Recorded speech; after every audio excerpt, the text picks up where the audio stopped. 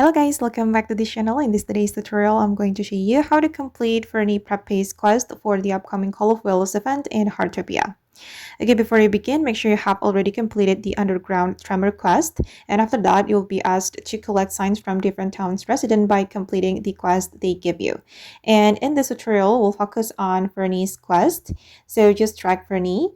She's at the Whale Mountain, and you need to talk to her to take this quest.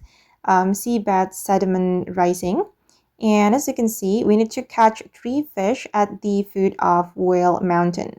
So guys, you're going to catch fish here, 3 fish from the Whale Mountain. From the Whale Sea. And then to make it easier, you can use the Mermaid Fish Attractor. And after you complete catching 3 fish, you'll just go back to Vernie, and you're going to claim a reward from her. And now she's at the flower field. She has moved. She's right here, and talk to her and click on the quest. And you're going to submit the fish you have caught. And you're going to get rewards. Okay, finally we get the sign.